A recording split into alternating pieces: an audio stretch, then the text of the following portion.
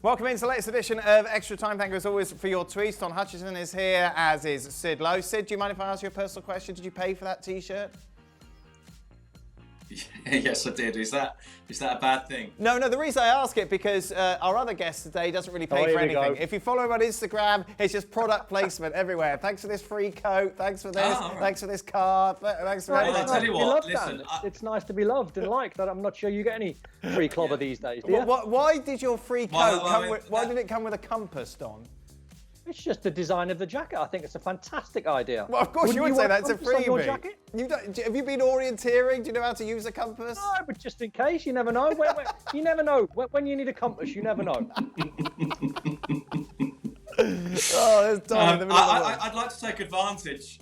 I really would like to take advantage of this situation, just to say if there are any companies out there right. who'd like to send me some free stuff. If you follow me on Insta, I'm more than happy to receive it. Some free Sid, coats. I'll hook you up on Insta. There you go.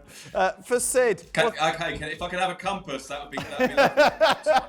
Great. For Sid, what has a higher chance of happening? Sergio Ramos leaving Madrid or Messi leaving Barcelona? Messi leaving Barcelona. Is it still going to happen next summer? I don't know. I honestly don't think that Messi knows. Right. Yeah, that Messi is completely clear on this. Because last year there were reasons for going. Some of those reasons remain. A lot of them do, but some of them don't. And I also think that while we haven't really talked about it, I think the fact that he's 1 year further on makes it a different mental process, makes it a different kind of decision. So I honestly don't know what's going to happen there. But I think of the two scenarios, I think Messi leaving is more likely than Sergio Ramos leaving. Don, is there any chance that Grealish is still at Villa by the start of next season, even if Villa finish in a European place? Great question. I think all the big boys now, and I mean the very biggest of boys, like Real Madrid and Barcelona, Liverpool, Man City, Man United, they're all looking at Jack Grealish now and the game, that he played last night for England. I've heard loads of comparisons with Jack Grealish, and I get them. And I said one today, and I don't mean he's going to end up like this player, but I see loads of Paul Gascoigne in him. The way he takes people on, the way he's got ball at his feet, the way he's change of direction. He's arrogant when he's got the ball. He's got that bit of cockiness about him. He loves the big stage. So the way he's going at the moment, and he's going to go right to the very top. He's an exceptional player. Sid, have Real Madrid given up on the Galacticos model, or is this just a temporary setback because of COVID? No, if you look at the policy over the last few years, this goes back a very long way. It's not just now. I mean, Hazard was the first Galactico they'd signed basically since James Rodriguez, and I think that's a 4-year gap between Galacticos.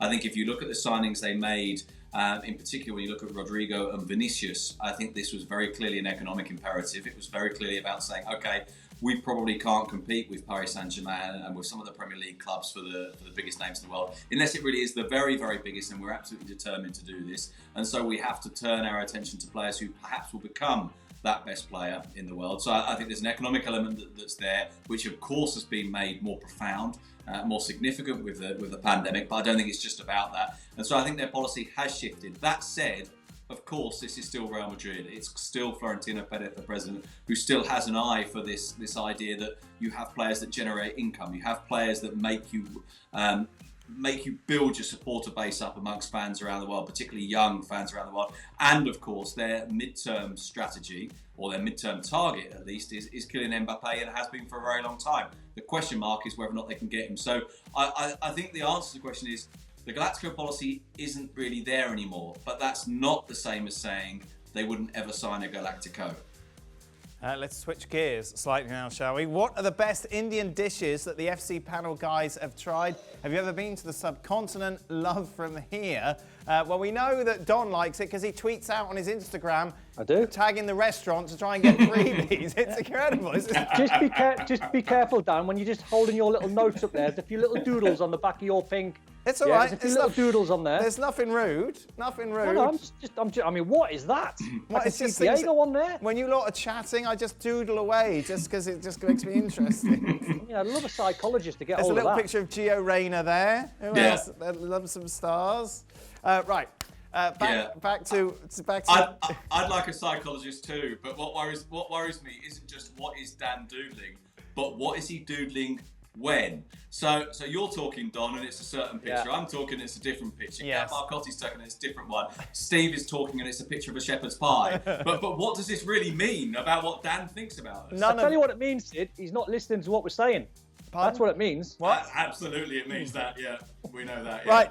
Mark, Favourite indeed. Indian and dishes? Anyway, that's the end of today's extra time. Bye bye. Oh, sorry. Right. Sid, we used to go to that nice Indian in Madrid, remember, back in the day? Ah, it was good. What was that place called? It was I can't good, remember. that one. Yeah. Anyway, what's your... It was the one by the Cortes. Yes. Yeah, on the little avenue, on the little Yeah, alleyway by, down. But by yeah, Plaza very nice. Santana. That's right. Right. Anyway, That's right. Sid, favourite dish? Well, it's sort of a slight cop out this, but I like the chicken tikka without the sauce when it's done on a hot plate and it's really, really nice. And then you sort of chuck on the sauce yourself, whether it's lime pickle. But so yeah, I suppose I'll go for a chicken tikka or a really good chicken tandoori, and then just load up the stuff yourself. Don, whatever's free, I imagine. Whatever's free, as long as it's not a korma, it's got to have millions of chilies on for me. Yeah, exactly. I'm not It's got to ready have for like something a in it, I'm not ready for like a vindaloo. Right. So I'm on the jalfrezi. Yeah, I'm a jalfrezi. Loads Chicken of red jalfrezi, chilli. peshwari Any naan. rice Jalfrezi is whatsoever. good. Lovely. Yeah, no rice, just on a peshwari naan. Yeah. Julian Laurent is a korma man. Is it? Well, yeah, that makes sense. Hey, no taste though, Wow, French. that figures. Sid, could Barcelona sack Ronald Koeman if they keep struggling in La Liga? Well, first of all, right now, in theory at least, no one can sack Koeman because, of course, you've got an interim board to see them through the electoral process. And in theory, that interim board doesn't take this kind of decision. Now, obviously, that only lasts until the elections. And the elections are going to be at the start of January, I think it is. I can't remember. No, I saw the date the other day. It was just before Christmas. So it would depend on the new president. I don't think it makes a lot of sense to do it until the end of the season. But it's not impossible. But I think in a way, the answer to the question is to say that it's not really about just the results. It's about what the new incoming board wants to do and how quickly they want to do it. So say, for argument's sake, that Victor Font wins the elections, who's been very, very public, very, very clear, and repeatedly so, that his manager would be Xavi Hernandez. So if he comes in ready for the second half of this season, does he decide that his manager is Xavi Hernandez and his manager is Xavi Hernandez right now? Or does he think, okay, well, look, let's let Koeman see the season out and then do it? So I actually think the decision might not be as hung on results as you would normally expect. Sid, none of your Diego pictures are the hand of God, are they? I'm just looking. No. No, as an Englishman. And I apologise to Sevilla fans because Sevilla do not appear in this T-shirt. Someone pointed this out to me the other day. Wow, yeah. How long was he there Hates for, Sid? Sevilla. Not long, though. Hates Sevilla, doesn't he? Not long. Yeah, well, things didn't go well. Things didn't go well in Seville. Mind you, in fairness, that was a point of his career in which, of course, most things weren't going particularly well. Don, do you think Manchester United should move Wan-Bissaka to centre-back, given that he's a great defender but offers nothing going forward? Could it help Maguire? I don't think he offers nothing going forward. I think he gets labelled as a very good defender, but defensively not as good. I think he's improved. And I think he's not the only one that needs to improve a little bit more and do more. He's the best defender. It's whether you can shift him inside one to play alongside Maguire.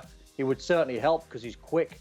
But I still think United need to go into the market and stop trying to sort of fudge it, if you like, and just go in, buy the best centre-halves. If you want to win the title and go close to Champions League finals, just go and buy the best centre-halves. Final question, Sid. Based on recent form, do you think Joao Felix is the best player in La Liga, and do you think he's a future Ballon d'Or winner? Future Ballon d'Or winner is a big shout and a big ask, and so I'm tempted to wriggle out the answer to that question. Best player in La Liga so far this season for me is Mikel Oyarzabal, Joao Felix. Yeah, one of those two. One of those two, I think, so far this season. Oh. Yeah. Future Ballon d'Or winner, you're not ready to commit to that, Sid?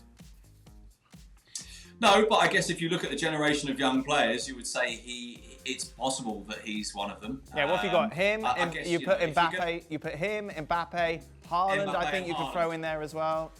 I don't think he's playing for the right manager though, Dan, yeah. is he? Well, No, he's changing now, Don, isn't he? Simeone's softening up. Nah, but when you watch It Joao is changing Felix, a bit, and I suppose he's young enough that he'll play with others, won't he, as well, between now and being 26, 27 perhaps as well. yeah, but when I watch him, Sid, you watch him and you go, he has got the most ridiculous ability, Neymar-style ability. But when you watch him playing under Simeone, it's almost like he's got to do so much defensive work in a system that doesn't really suit him.